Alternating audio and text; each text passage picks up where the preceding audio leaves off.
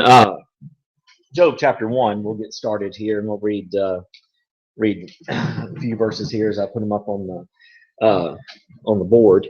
And I see my notes. My notes have gone away, so we can make it through, I think. All right, so let's just read the first 12 verses and we'll get those, and then we'll talk about that, because it kind of sets the tone for what we're going to talk about, and sets the tone for not only what's going to happen to Job, but I think we can see some things here that make some application to our lives. The way I look at the questions that I hand out, I'm not super big on going down questions and just asking and answering them.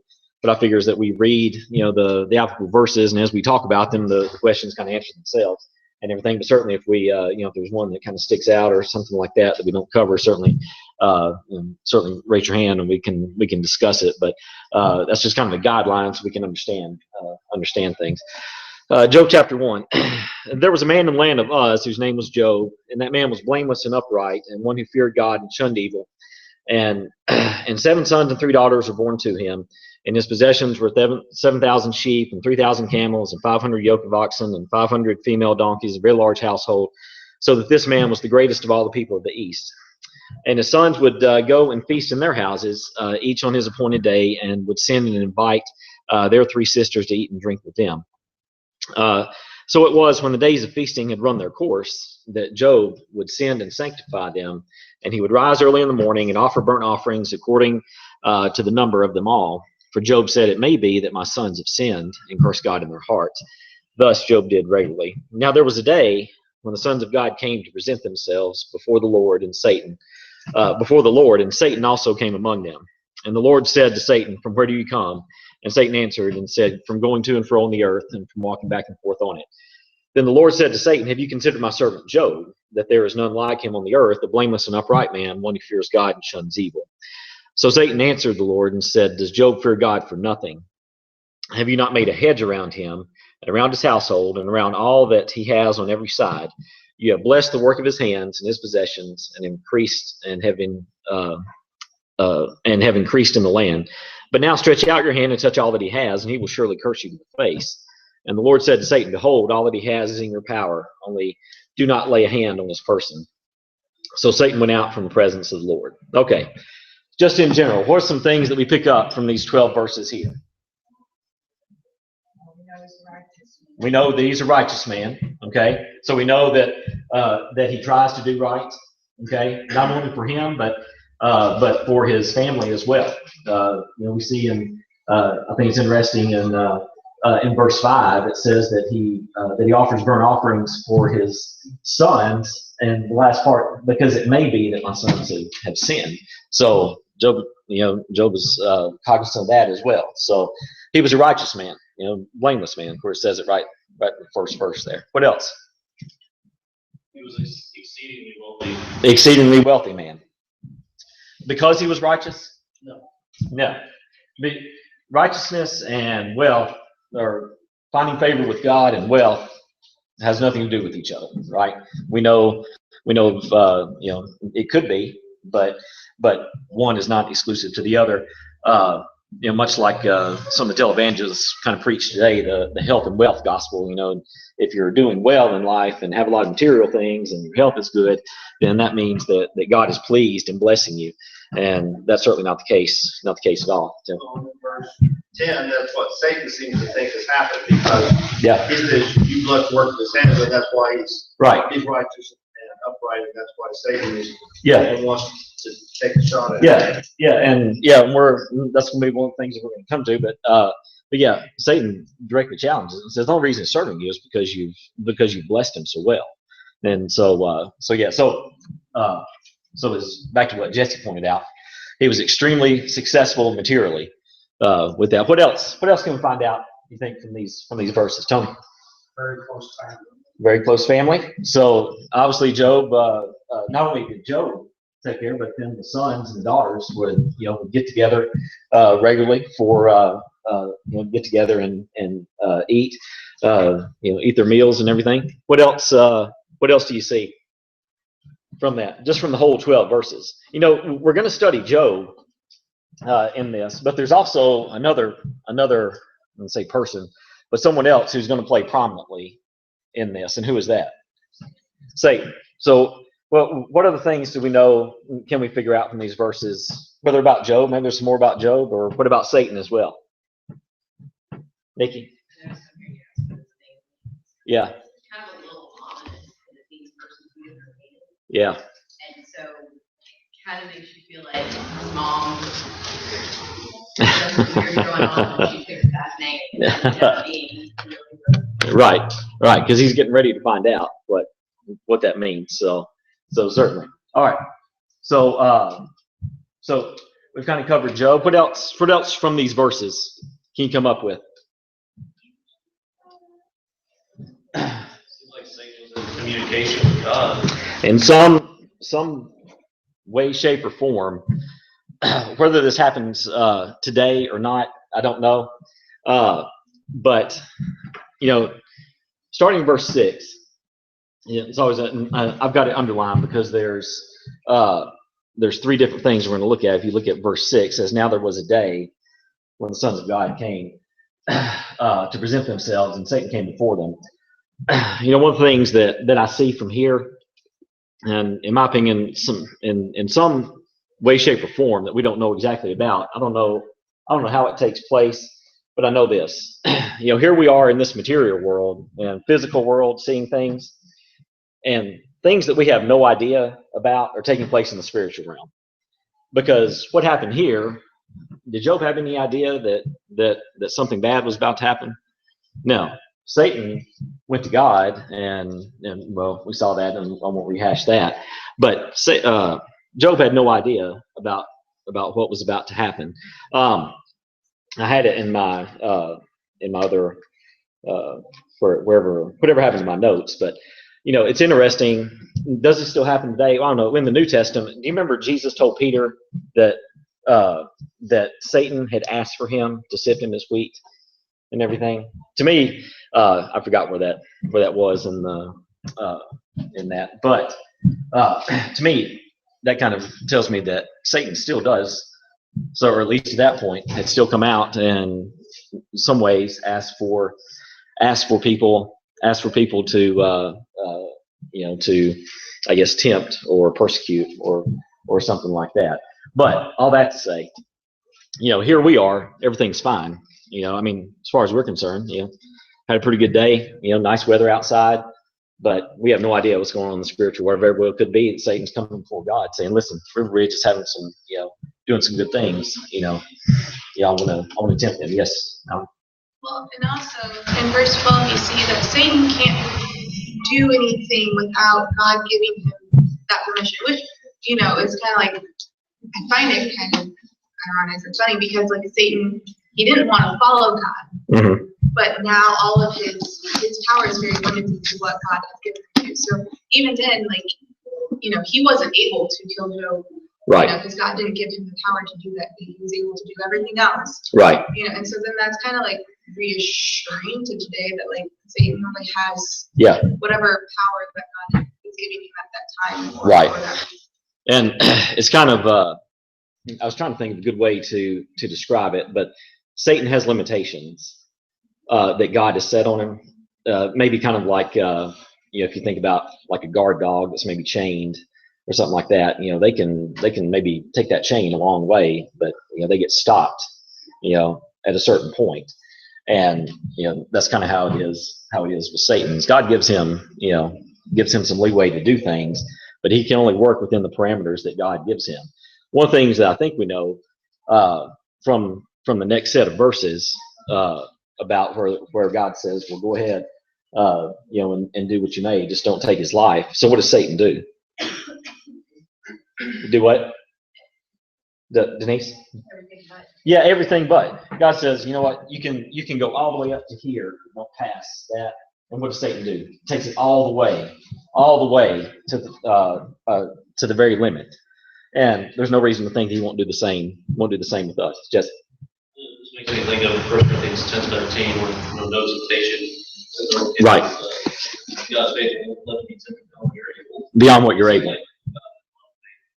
Right. Well, Satan asking, and does Satan ask for Job, or does God recommend Job? Yeah, God recommends him, right? Verse 7, have you considered my servant Job? There's none like him. So certainly God had a lot of faith in him. One of the things you talked about, Jesse, in 1 Corinthians there, where we're not tempted above what we can bear. Sometimes, I don't know, we probably don't recognize or realize how far that we can go until we truly, push there. We seem to think that maybe from time to time or something like that, that if something bad happens, that maybe that's as much as we can bear. But boy, you talk about what happened to Job, talk about the limits that people can certainly stand. It certainly makes you think that whatever those limits are, where God says that in 1 Corinthians about not being tempted beyond what we can bear, that it's going to be taken to the very limit. Yes. I guess what kind of confusing thing, I know that Job is the example here that we're looking at and discussing as far as the way that it planned out for God, but what about his kids? It's like what Mallory said, well, he's only given them what God allowed him to kill his children. Yeah. And so I guess it kind of makes me think maybe I'm one of the children that get killed. Right? Yeah. It's it is interesting that God allows that bad things happen to good people, and we certainly know that. And so with that being said, I always go back to things happen in the spirit world that we have no idea what exactly is going on.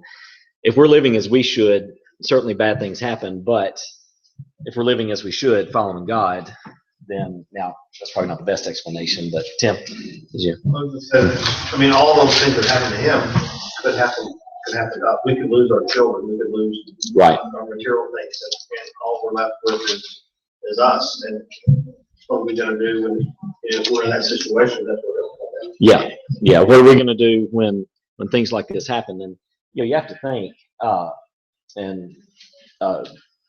the next set of verses 13 through 19 talk about, and I didn't put those up here because I think we understand, what happens next is that Satan does exactly what God allows him to, comes in and, just in rapid succession, not only does Job lose his children, but loses material things and servants and things like that. So his livelihood's gone, his servants are gone, and on top of that, all of his children are gone.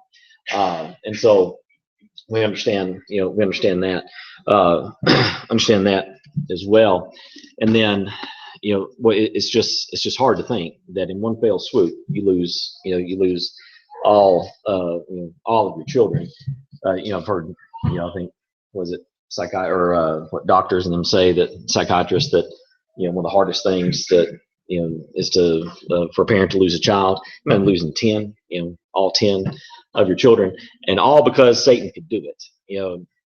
Satan, God told Satan, it's in your hands, do what you want to.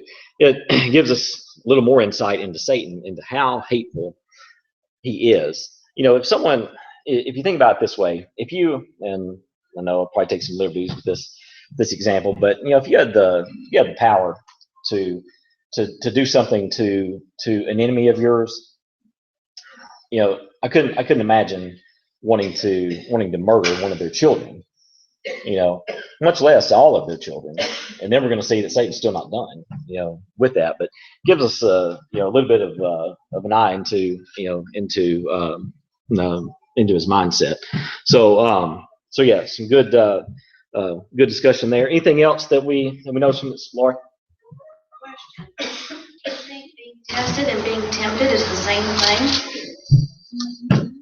That's kind of the way that we're using it here. Mm-hmm. James says that no one say when he is tempted, he's tempted by God, because God doesn't tempt anyone.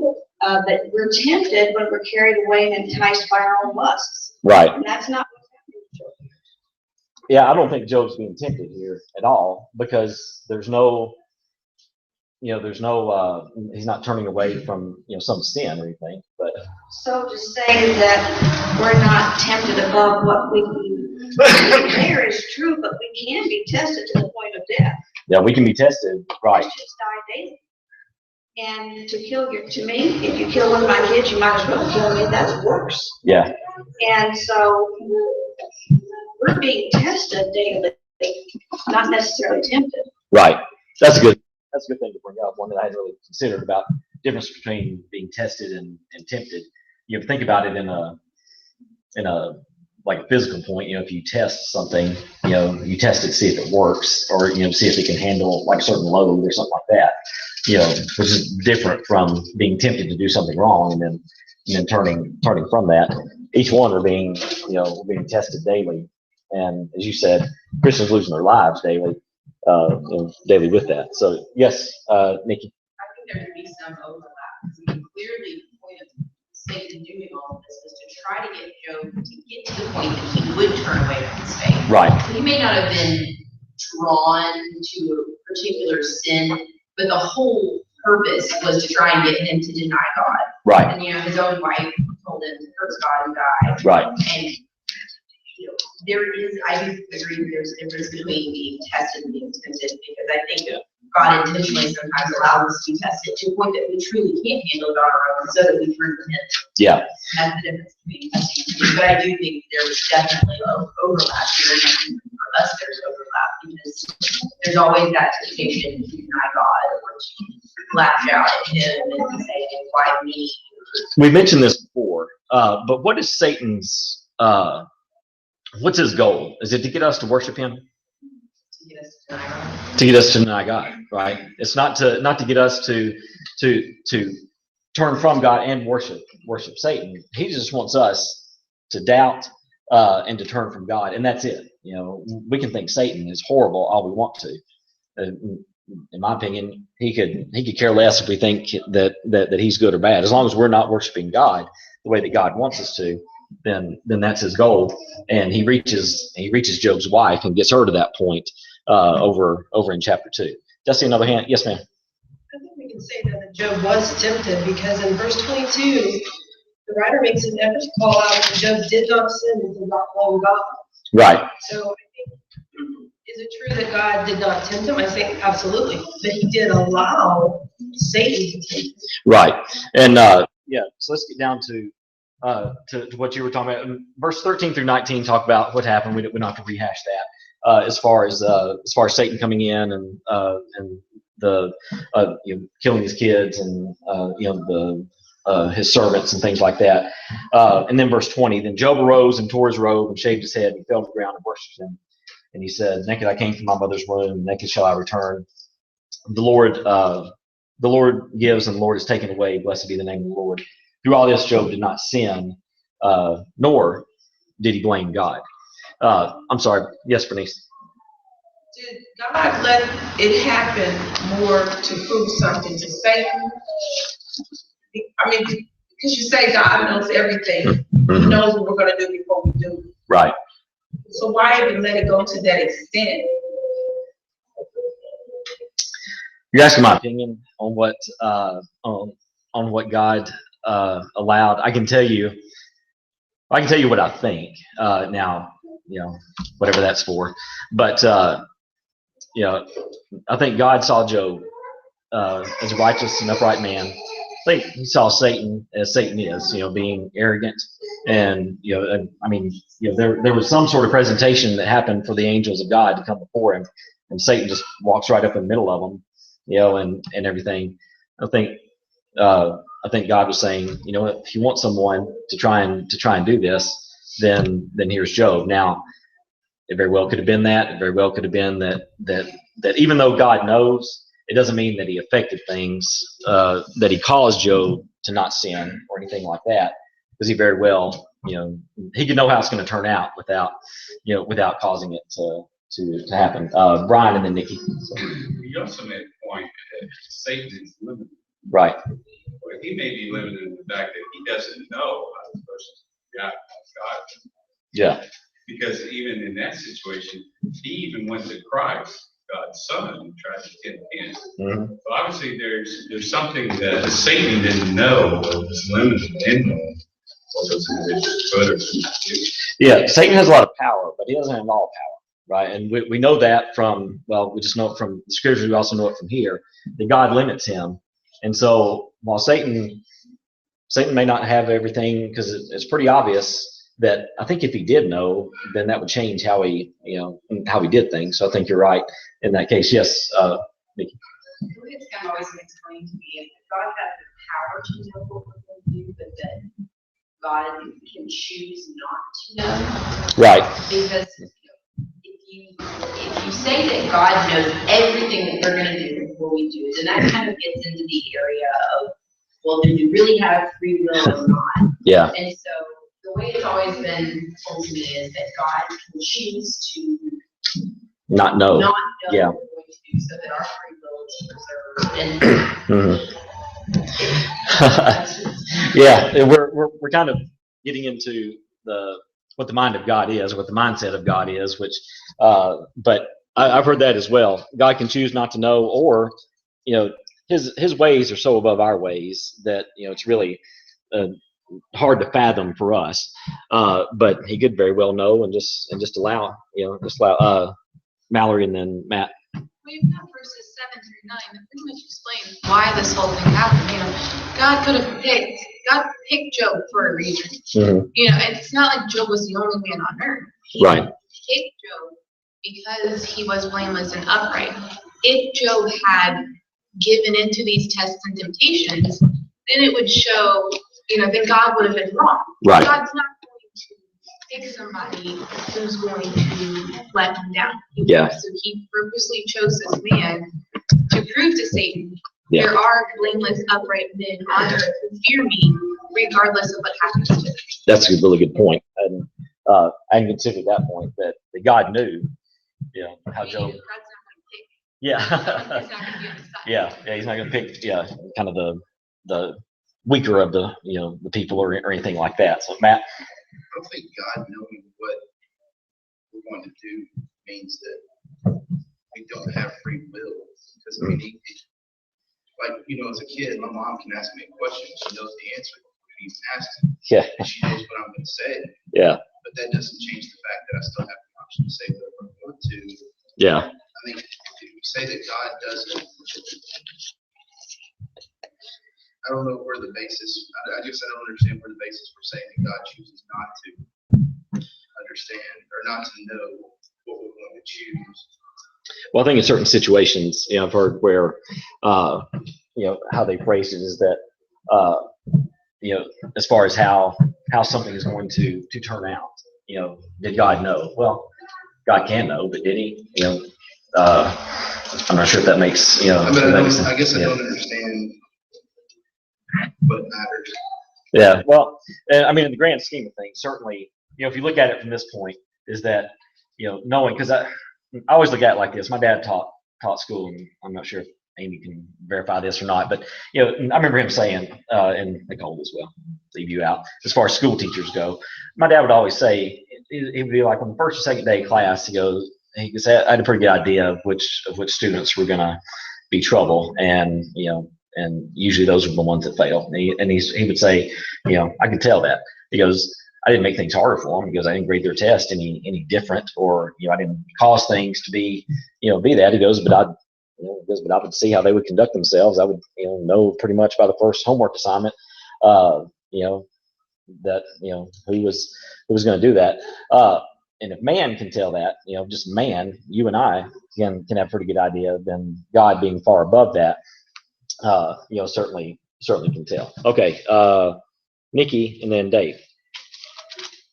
The reason that was ever explained to me that way was because I guess the argument would be that if God knows everything that I'm going to do before I do it, then he knows whether or not I'm going to be saved. And if he knows I'm not going to be saved, or he knows I am going to be saved, and doesn't intervene in any way, he knows that I'm going to be baptized, and that's basically the path that I have laid out before me, because I'm going to choose that. Then a lot of people feel like it kind of fits into the whole predestination. Right. Like, do I really have a choice if God knows already, and it's already kind of almost decided for me in a sense? It's pretty sobering. it's pretty sobering to think that God knows, which I happen to agree with. God knows if I'm going to be saved or not. If you believe it, I mean, He knows right now, if I'm going to be in heaven or not. Doesn't mean He's going to make it happen or make it not happen, since that's up to me. But it's a pretty sobering thought if you consider it that way. Dave, and then Trey. I don't think if I missed anyone over here, then let me know. So, and then Amy. So, all right. Job is a special example to us because it said that there was none other like him on earth. And when something's mentioned twice in one chapter, yeah, yeah, he was where he feared God and turned away from evil. Mm-hmm. That's pretty important when it's mentioned more than once. Yeah, it is. Job certainly, kind of back to what Mallory was saying, that he was special enough that he caught God's attention as one to be considered when Satan was up there challenging God. You sure? All right. So, yes, Amy, and then Patrick. We're going all the way around. I think the best way it was explained to me is when we did the study of Mark, and Chuck explained the difference between knowing something versus making something happen. Yes. Like with my students, I know which students are going to bust their cell phones out of class or try to cheat on a test. I know it. Yeah. But that doesn't mean I tell them to do it. Yeah. Or tell them, yeah. I can warn them like, hey, if you bust your cell phone out, you're cheating. But yeah. I don't make that choice for them to do it, even though I know they're going to. Right. Good point. Yes. I don't mean to belabor this point any Yeah. further, but just my small contribution would be that we know that the scripture teaches that God is all knowing. Mm-hmm. And we know that the scripture teaches that we voluntarily serve Him. Mm-hmm. I can't think of anything in the Bible that says that God limits His knowledge. Yeah. So I would feel uncomfortable saying that simply because I don't have something revealed to me from God telling me that that's what He does. Right. As far as choosing not to know, or something like that. Yeah. It's a good point there, because I can't think of any. I might be wrong about that. I'd be willing to change my idea about that. Yes, Matt. I guess that's what I was asking when I said, what's the basis for that? 'Cause I can't think of anything in that situation either. And I understand the point of saying that people get concerned that means predestination, but at the same time, I think there's a danger in saying something or taking something to put someone's mind at ease. Yeah. Like I said, I'm like, I don't know. I can't think of anywhere where there is that scriptural basis that shows He limits Himself. It's certainly an interesting thing, because and I'll say this, and then we'll try and move on. And I'm trying to limit any discussion or anything like that, just trying to get through part. But because I've heard the question asked, well, why did God create the world if He knew that men were going to get so wicked He was going to destroy it with the flood? Did He not know that when He began? When He began, and then that gets into so yes. Basically, in the end, it comes down to we don't know whether or not we're going to be in heaven or not, so we have to make the choice to do so. Yeah. And that's all that matters. Yeah. We can't just not do anything. Yeah. We can't have the mindset, well, God knows, so I just can't do, I can just, exactly. So, all right, good discussion. I apologize if I got us off or I didn't answer anything clearly as I should have. One of the things I did want to point out before we go to Job chapter 2, talking about Satan, if you look in John 8:44, of how Satan is described, says this is Jesus talking, you're of the Father, you are of your father the devil, and you want to do the desires of your father. He was a murderer from the beginning and does not stand in the truth, because there is no truth in him. Whenever he speaks a lie, he speaks from his own nature, for he is a liar and the father of lies. We can learn a lot about Satan here too, is that I think it's Revelation 12:10 talks about he's an accuser, of the brethren.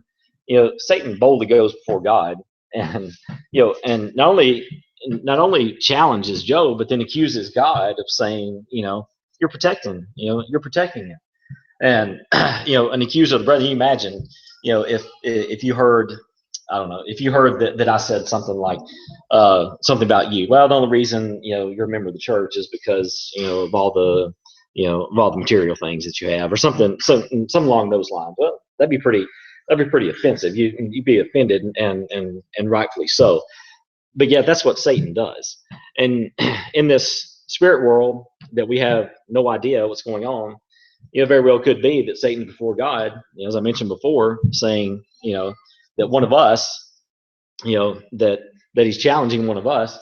And the question we would have is that, kind of as Mallory pointed out, would we be one that God would consider, where he said, if you consider Job, would my name pop up? Would he say, if you considered Mike Johnson, or if you considered, insert your name there, or would he be like, well, I'm going to put forward, Mike Johnson's name. He'll probably, he probably will fold, like you said, as soon as things get, rough. So, Patrick.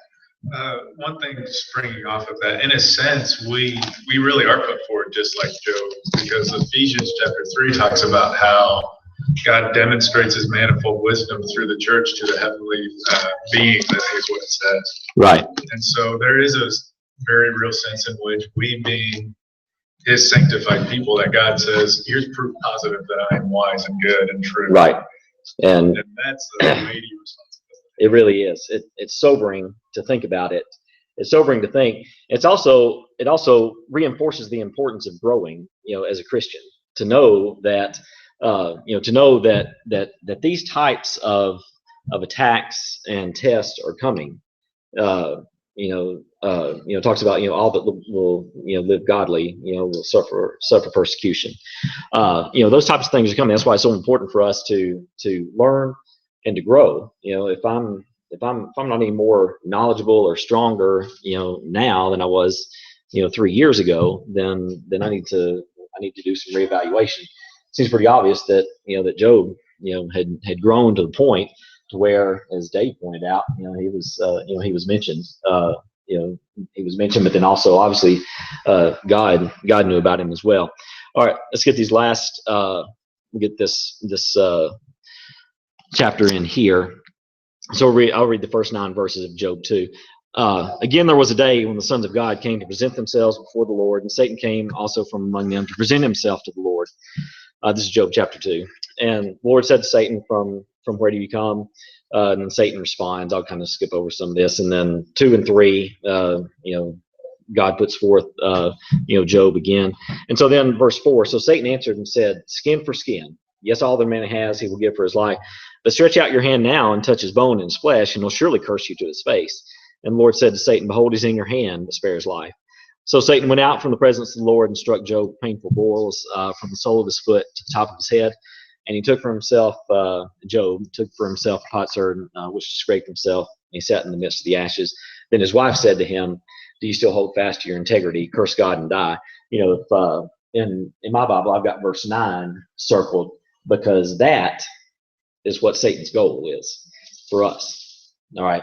Satan started out with the goal to get Job or someone, Satan doesn't really care. He's trying to get as many people as he can to turn from God. And right there, he gets to Job's wife. Now, I'll say this. Did Job's wife do wrong here? Yeah, absolutely. But certainly she did wrong, and she needed to repent and make things right. But I don't want to hammer on her too much, because you know what? That's her kids too. 10 of Job's children died. 10 of her children died as well. All right. Not only that, then she has to see her husband after that happens. Everything is gone materially as far as their servants and things like that. It all happened in chapter 1, and then their children die, and now her husband is now struck so severely.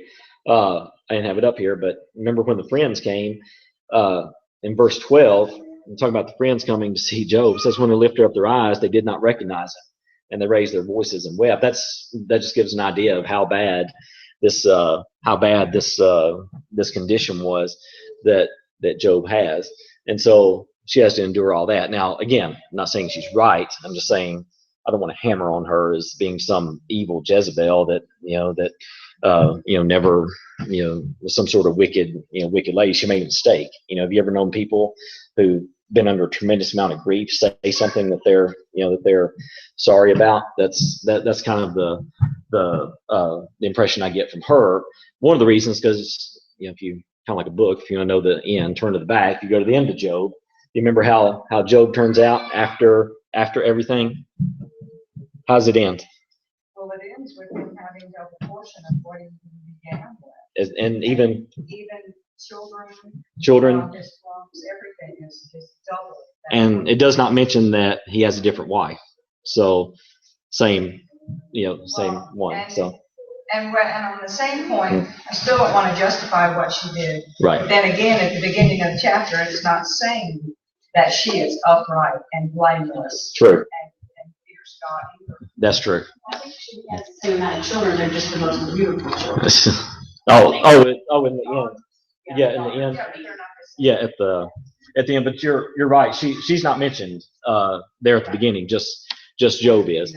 However, we know that she doesn't leave, Job, or she doesn't do it. Now, all that to say, I don't want to get off that she was right or not. I just want to, because I'd heard like points made sometimes when we were growing up that were just ripping into her as kind of being, Jezebel or, things just, being extremely wicked and hateful. Maybe she was. It'd be hard to say that. But all that to say, people say things when they're under a tremendous amount of grief. So certainly keep that in mind. This, I look at this and I go back to Denise's point earlier when we talked about how far will Satan go. So Satan's already killed all of his children, every single one of them. His servants, he's already done that. You would think that maybe just in a regular person's heart, you would think if you had a sworn enemy, and it's kind of hard for us to imagine, but if you had a sworn enemy and you went and you took out everyone in their family except for their wife, took out all the kids, took away their livelihood and everything else, and then after you do all that, you come back and you say, I want him to suffer some more. That's kind of hard to me, it's kind of hard to imagine. Yes. God did change his mind. The first time he said, you can't touch him. Right. This time he said, you can touch him, so you can take his life. Right. And so, again, there showing that Satan has limitations. Even though God puts limitations on what Satan can do, he's going to take that to the very fullest. There's no reason to think that he won't do the same, that he won't do the same, the same with us as well. Not only taking Job's livelihood, but now taking his health. So far, so much so that in verse 12, he mentions that when his friends came, they didn't recognize him, right? And so, that he was in such a bad state. So all these things, all these things to say as we get to, that, we go back to really verse 22. In your mind, what can we learn from Job? What can we learn from Job that would help us? Tony. We as Christians should never put ourselves on the pedestal that these things can't happen. That these things can't happen, right? And no matter if they do, that we should always keep our faith. Right. We should always keep our faith. If we go to, it's important in verse 22, where it talks about through all this, Job did not sin. It says, nor did he blame God. There's a tendency that when bad things happen, people will blame God instead of blaming who was responsible for this. Satan was, right? So, Patrick and then Matt.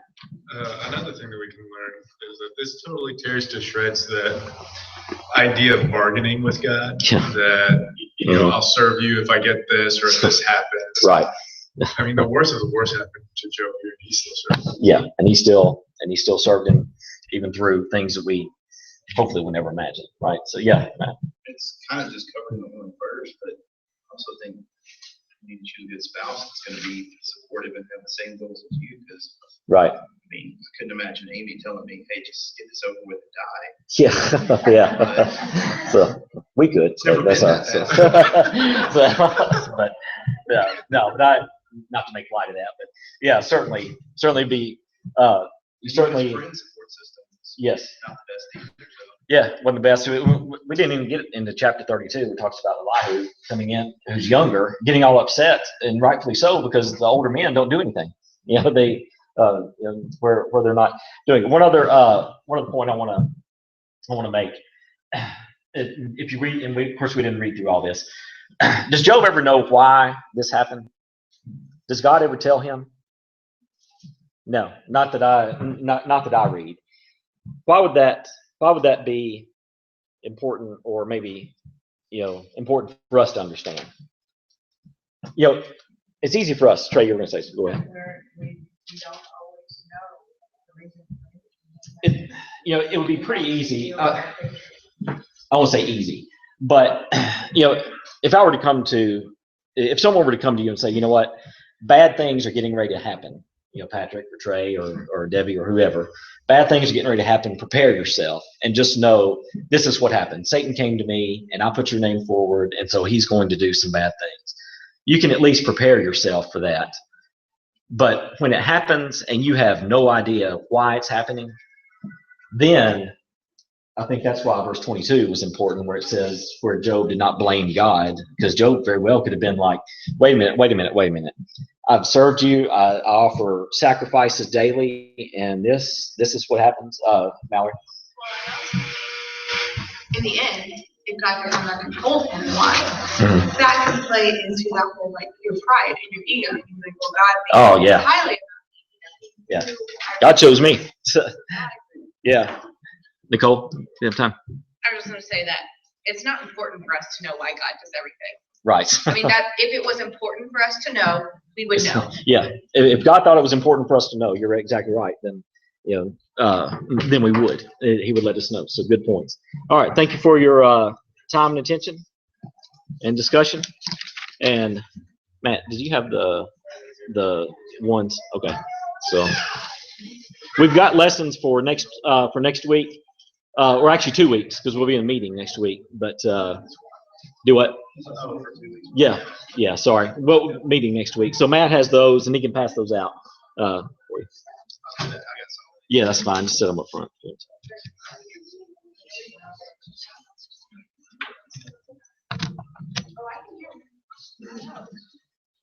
Sorry, man. I'll be out of the way here. Get it out of your way. Take your spotlight. Yeah, that was fine, maybe. Pretty bad spotlight this evening. No.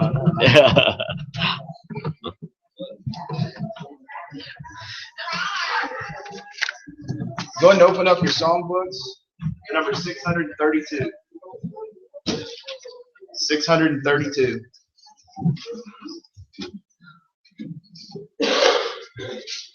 632, and we'll sing all 3 verses. Of one the Lord has made the race, one has gone abroad. Where sin has gone, let's go His grace. The gospel is for all. The blessed gospel is for all. The gospel is for all. Where sin has gone, let's go His grace. The gospel is for all. Say not the heathen or at home, beyond we have no God. For why should we be blessed alone? The gospel is for all. The blessed gospel is for all. The gospel is for all. Where sin has gone, let's go His grace. The gospel is for all. Receive ye freely, freely give, from every land and all. Unless they hear the end of it, the gospel is for all.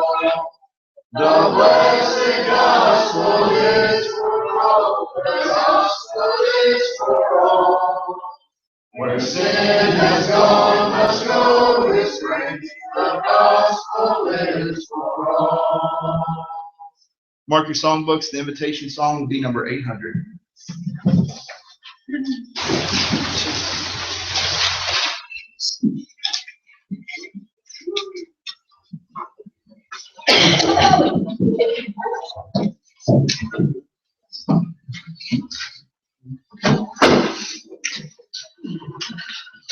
I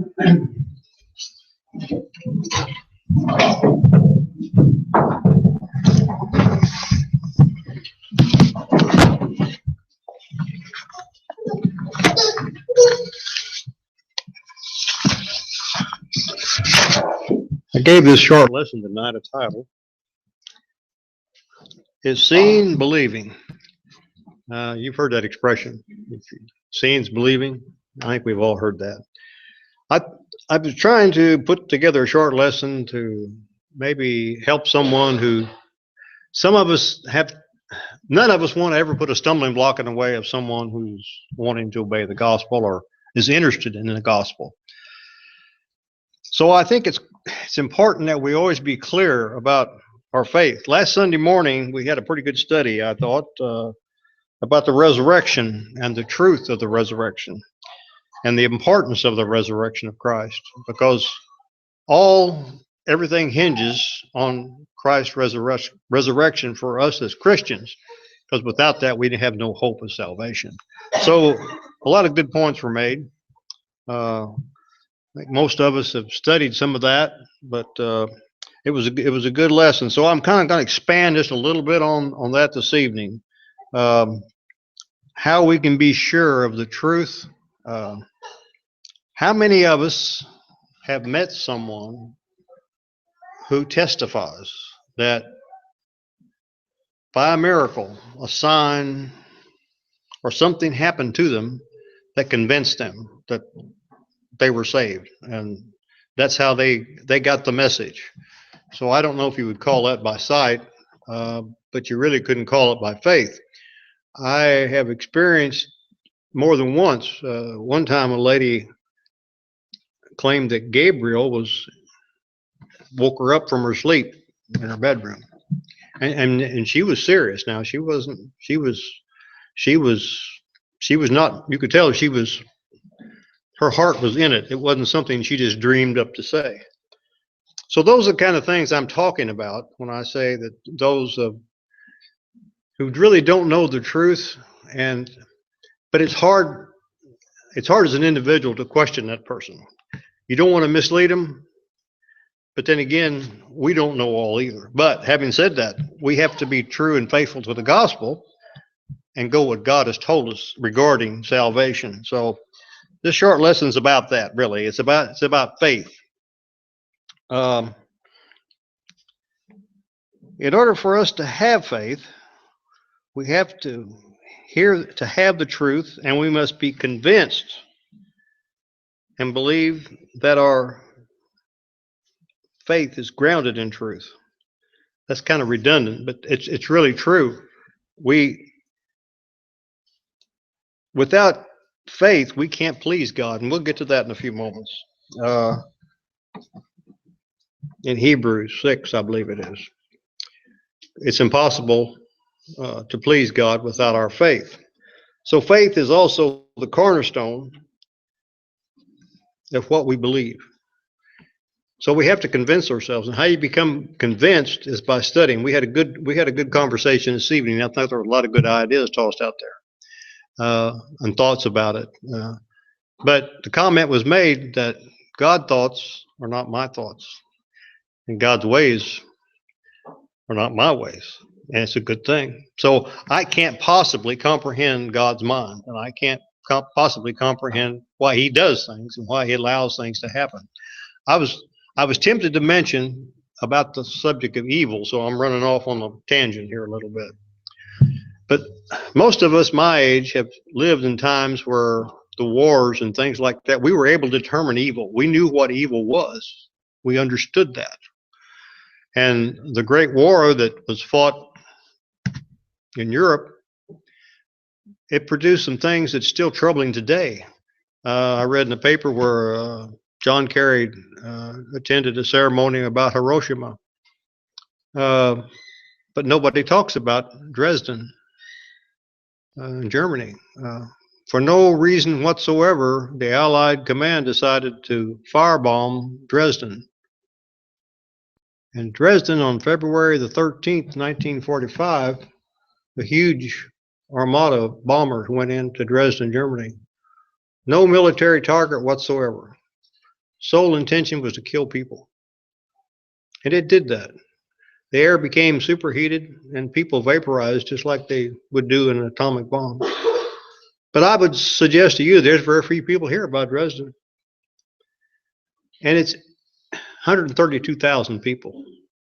That's what they know got killed that night. But I'm talking about evil and about knowing things.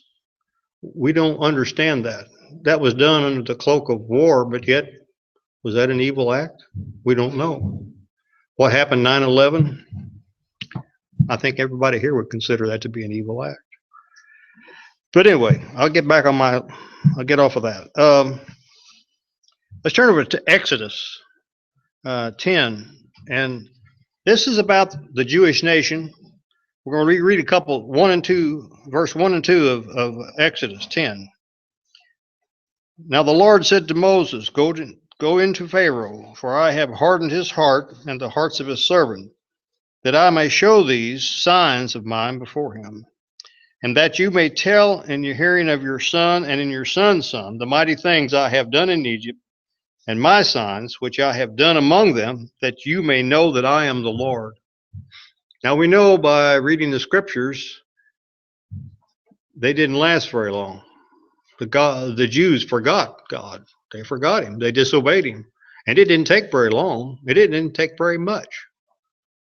So there is a discussion against the idea God in his wisdom set up our plan of salvation away from seeing something, the miracle, the event that happens, that God did that strictly for our belief. He gave us his word so that we're able to determine God is God, and we should be faithful from that. I mentioned Hebrews 6. We'll turn over there if you'd like.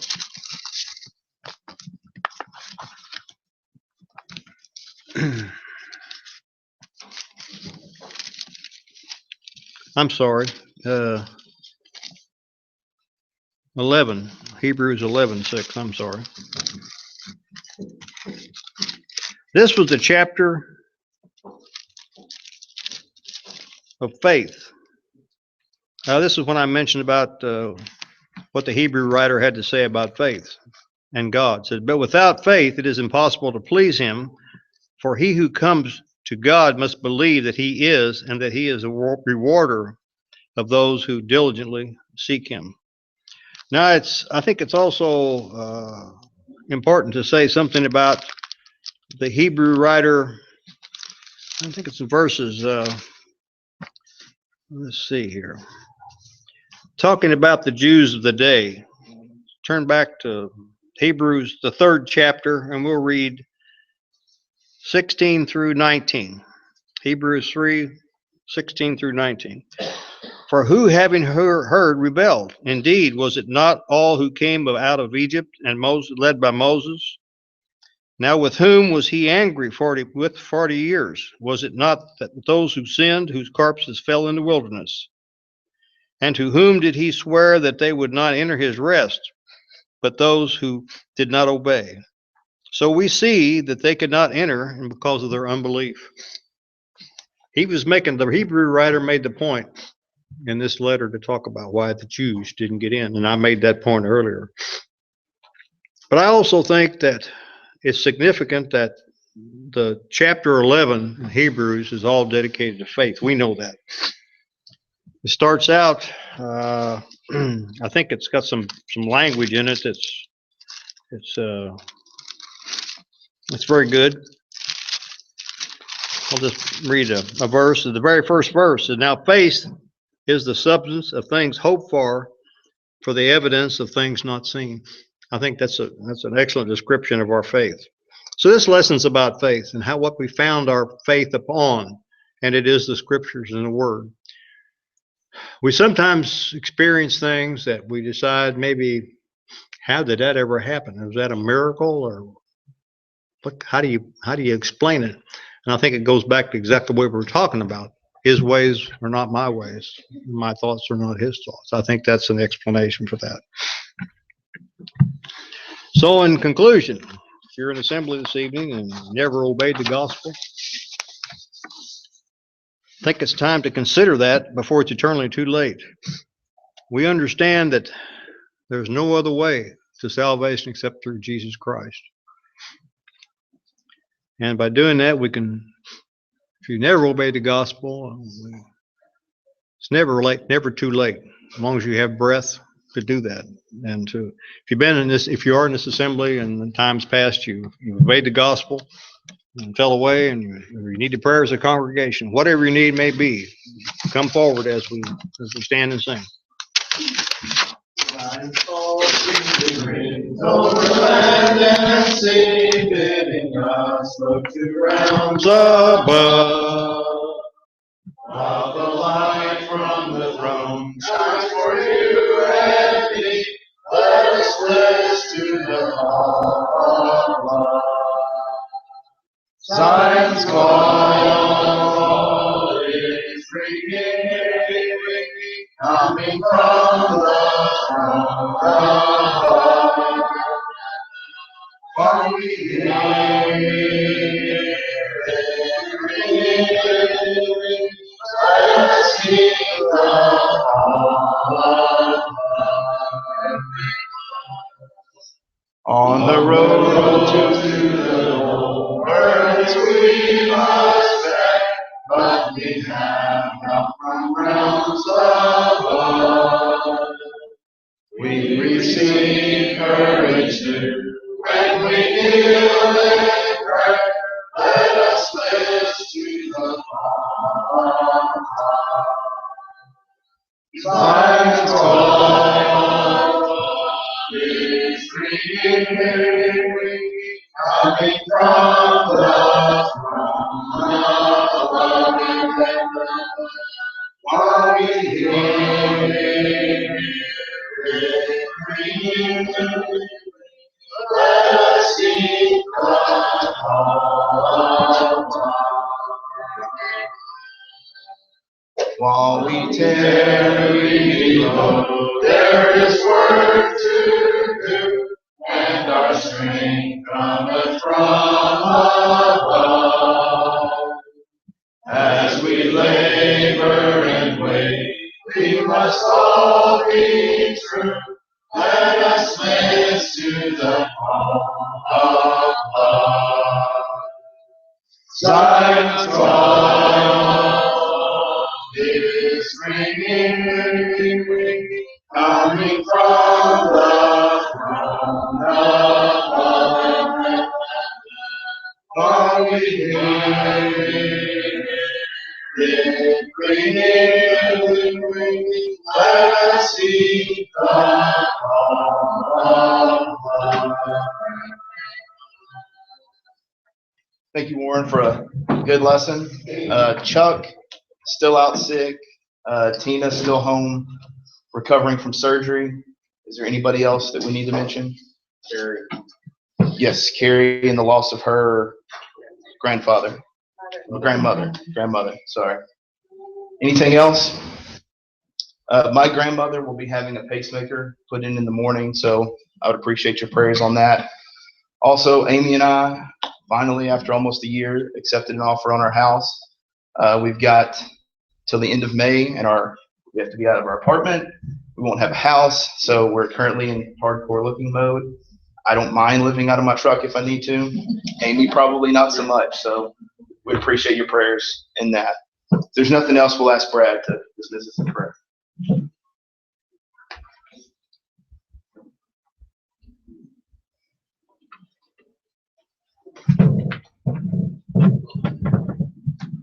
Father, we come to you now, thankful for this day that you've given us, the opportunity that we've had to be out this day and study from your word. Father, we thank you that we have this avenue of prayer, that we can approach you boldly, making our wishes known to you, and know that you will be listening. And Father, we would ask now that you would be with the many sick and those recovering from surgery and illness, that if it be your will, Lord, that their one portion of health be restored to them. Father, we ask that you would be with those that have lost loved ones, and that they might be comforted. We ask that you would watch over us and guide us, bring us back at the next appointed time. These favors we ask through Christ's name. Amen.